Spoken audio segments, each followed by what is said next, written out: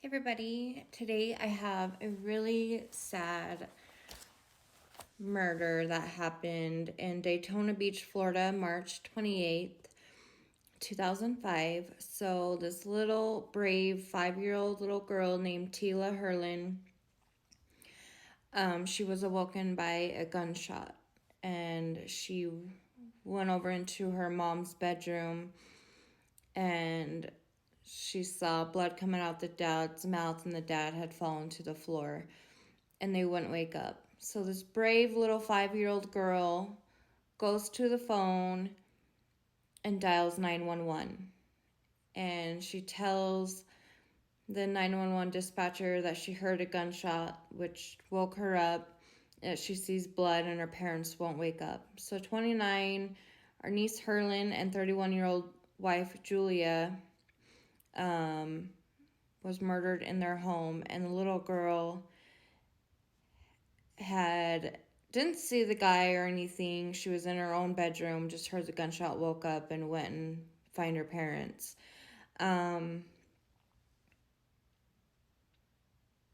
little girl was like, "Oh, it was a robber or attacker or something like that," is what she mentioned. So the murder was 33-year-old David Edward Johnson. He had targeted the Herlins after he had been arrested for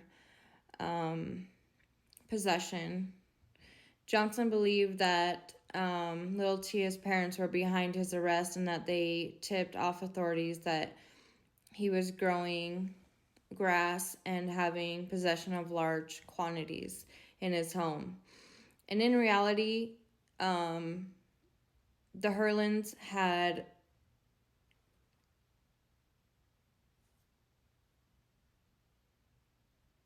been to police regarding Johnson and his criminal activity, where drug activity was concerned. Like they weren't involved at all. So this was a total sad misunderstanding on his part.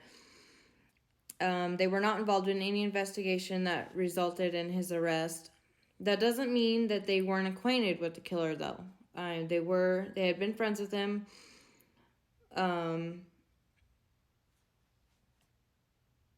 They were friends, which no one expected a tragic, ending to all of this. After Johnson's arrest, he allegedly began stalking the couple. He had arrived at the conclusion that his former pals had snitched on him, calling the police and reporting his criminal activity, which, again, was all untrue. Very sad.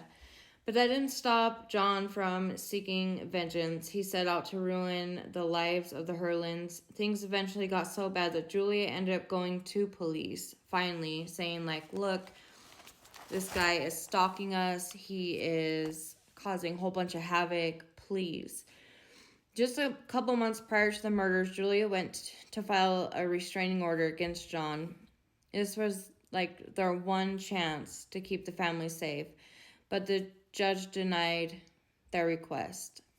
They had made claims of John stalking them, but there hadn't been any real violence yet. So the judge felt like it's your word against his. It's like he said, she said type thing.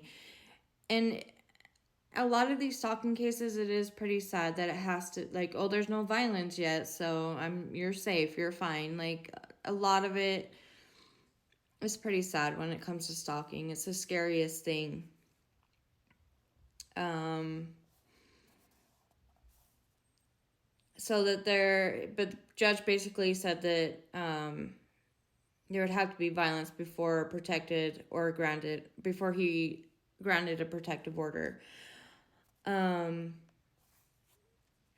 the murders, though, the Judge Richard, and this is, I quote, he says he wished he would have acted differently at the time. It was hard to prove stalking with allegations. Looking back on it, I would have liked to have done it differently. But you review each case on case-by-case basis. So, he regrets not granting the order to this day. So that's end quote by the judge. But those of you hoping that Edward Johnson would get arrested for the Hurlins murder, you're in for a surprise. So after the murders, Johnson drove home, and later on that day, he had taken his own life. Before authorities could arrest him, there was no motivation or explanation to his actions. Now we all wonder if he knew if 5-year-old little Tia was in the house or not, but that we will never know. But what we do know is that 2 gunshots, David Edward John, took the lives of 2 innocent parents. News channels, local and national, honed in on Tia's heartbreaking story, just 5 years old, discovering her parents in a horrific way. Tia kept her composure and spoke clearly to the 911 dispatcher and provided them with all the information asked by her. Her father was actually still alive. He wasn't actually pronounced dead until he reached the hospital, but this brave little girl almost saved her father, which I can't even imagine. I can't. Tia then moved in with her grandparents in Central Florida. Today, Tia is in her early 20s. She has moved on with her life and has managed to stay out of the spotlight. She has never spoken about what she witnessed that fateful night. And we don't know how much she even remembers. And it's sad that her parents' murder was once a family friend. So, I don't know, I just wanted to kind of share that case with you guys, and